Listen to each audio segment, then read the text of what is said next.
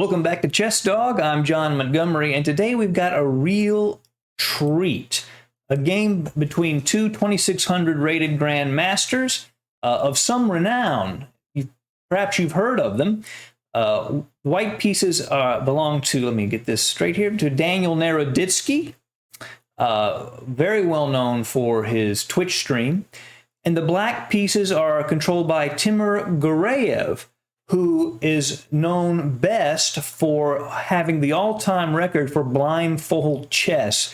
He played, I think, what was it, 48 opponents simultaneously, 35 wins, 7 draws, and 6 losses. And he did all of this while he was on an exercise bike. He has some eccentricities, but he's a pretty normal and a pretty cool guy, actually. And so these are both 2600 Grandmasters. This game was played at the end of last year, and it's quite interesting, and hope you enjoy it.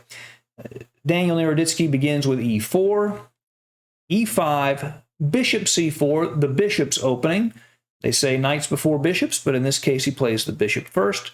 Knight f6 attacking the e4 pawn. He defends with d3. Knight c6 gets those knights out. Both sides are obeying the basic principles of chess. Knight c3. Now, knight a5. What Gareyev wants to do here is take that bishop off of the board, get the advantage of the two bishops, and then expand in the center with c6 and d5. What he would like to get is a two-bishop advantage with a space advantage in the center. Naroditsky plays knight g to e2. He says, well, you can take the bishop, but I'm going to recapture with that pawn, and with the pawns at e4 and c4, I'm going to really have a clamp on d5, so you're not going to get that expansion you want. Gareyev plays c6. Now, this is really interesting. Gareyev delays the capture of that bishop for a very long time, over 10 moves. He just lets it linger, leaving the knight at a5. And so he plays c6. He knows he doesn't have to take that bishop yet. It has nowhere to go. Bishop b3, bishop c5, developing his pieces actively, aiming at the f2 square, castles and castles. White plays bishop g5. He pins the knight at f6. He's indirectly controlling that d5 square because the knight at f6 directly controls it, and by pinning it, he's reducing black's control over the square. If black were to play d5 immediately, then ed5, knight b3, ab3, cd5, then he could take on f6. And black cannot recapture with the queen because he would take the pawn on d5 with his knight at c3. He'd have to take with the g-pawn, and then white gets real easy play. He played the knight to g3, the queen over to a5. The king moves to h1 out of the pin of the bishop on c5. Then he plays f4. Everything's active, so that just doesn't work. So he responds with h6, bishop h4.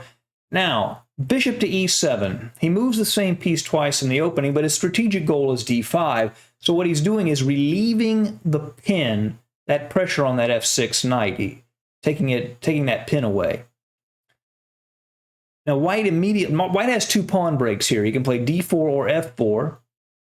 He plays d4, gets his main pawn break in first. He can't play f4 here because then knight takes the bishop, ab, then pawn takes, and when he retakes with, say, the knight, then g5 forks those two pieces, so that doesn't work. So he plays d4, d6, queen to d3, a strong centralizing move. It helps defend the e4 pawn. It gets the queen out from the back rank.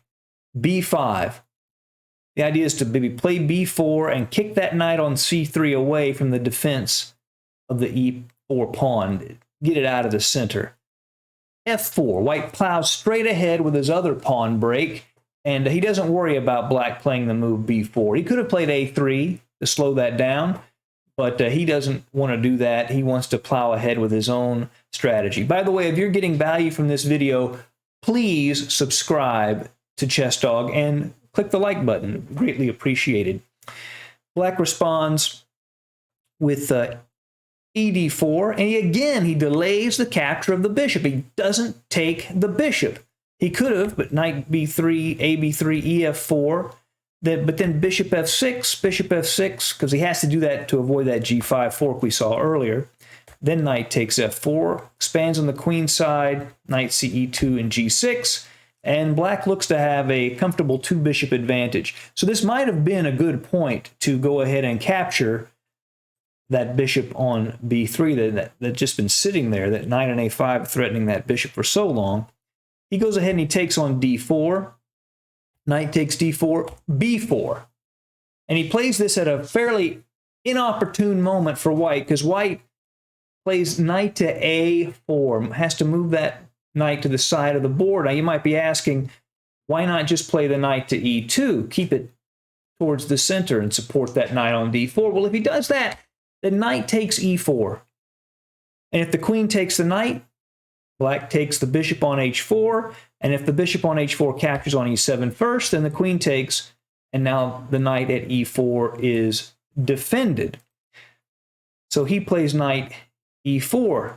And you might be asking, why can't black do the same thing now? Knight takes e4. The reason is, now with the knight not on e2, the e-file isn't blocked and the rook can pin. So now bishop takes e7, queen takes e7, rook a to e1. And then after a move like rook e8, say knight c6, bishop d5, the position is still about equal here. But after c5, black is better. Gareyev, I think, is a bit better here. The knight on a4 is offside, and he's doing pretty good. Knight comes back to f3. That pawn at e4 is the main target for black. A move like bishop to b7 would be pretty good, but he plays the most forcing moves that he can, putting as much pressure on white as he can. He plays c4. After bishop takes c4, knight c4, queen c4, he's given up a pawn, but he gets to take advantage of that very poorly placed knight on a4. That knight literally can go nowhere without being captured. There's no place for it to go. Queen to a5. Not only does that threaten the knight on a4, but it threatens bishop to a6. So if white plays a passive move like, say, b3, bishop to a6 would skewer the rook against the queen, and black would be in very good shape. So white plays a more forcing move. He plays e5 and then bishop to a6. And now begins a series of exchanges. It's pretty complicated. Let's see what happens after the dust settles. First of all, black is threatening the queen and the knight on a4, so the queen moves out of the attack and defends the knight on a4. Black continues by taking the rook on f1. White takes the knight on f6. Then the bishop retreats from the f1 square where it would be captured, and it threatens the knight on a4. White takes the bishop at e7 with the pawn. Rook f to c8. Now that pawn at e7 is very, very irritating for black. White centralizes the queen. Now the queen takes on a4. The bishop can't take because it's pinned to the queen. So he takes with the queen. So now we've had these exchanges, and we can look at the position. Black is up an exchange of a rook for a knight, but white has an extra pawn and very well placed pieces. I mean, look at the position of the two queens. Black's queen on a4 is pretty limited in scope at the moment.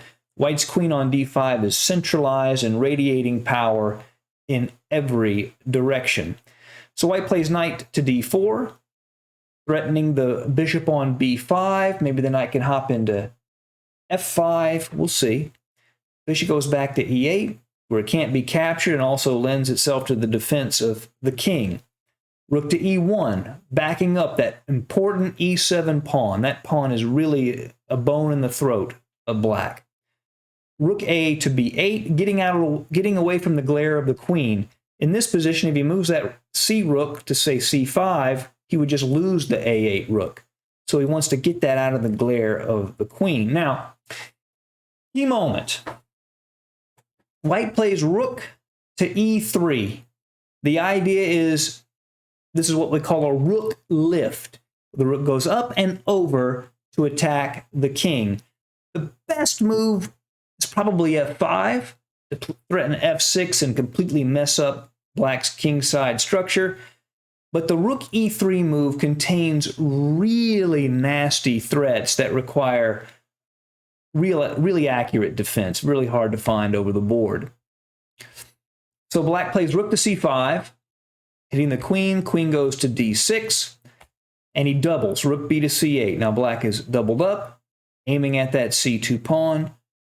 Rook to g3, setting up a really nasty threat. I mean, nasty.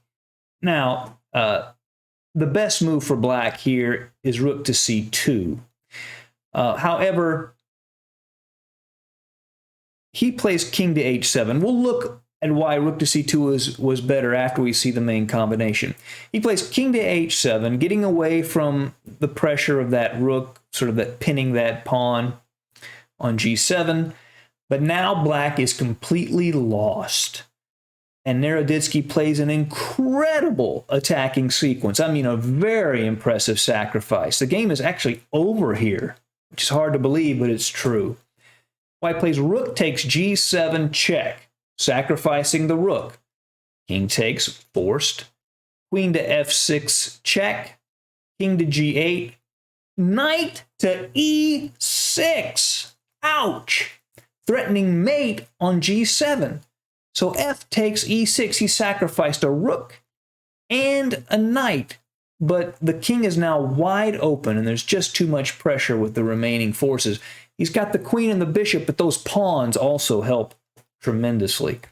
Queen to f8 check, king h7, bishop to f6. Threatening mate on g7. There's only one way that can be stopped. With rook to g5, fg5, black plays king to g6. He hopes he can escape and maybe use white's own pawn on g5 against him. He can't. White actually has more than one way to win here, but he plays the cleanest and most effective move. He plays g4, creating a mating net, and now there's simply nothing black can do. Black plays b3 to allow the queen to move over, but it doesn't matter, of course. Queen to g7 is mate. What he should have done instead of king to h7 would have been to play rook to c2. And now in this position, if white tries the same thing, it's a little bit different. He could play here, takes queen f6, king g8. And now if he played knight to e6, he wouldn't have, of course, but rook to c1 check, queen f2, queen c2 check, king e3, and white's king is out in the open, and the queen on c2 can come back and help with the defense of the position. I hope you've enjoyed this game. I found this very entertaining and an incredible sacrifice and combination at the end by Daniel Naroditsky. And please stick with us and join us for our next game on Chess Dog. Thank you for being with us.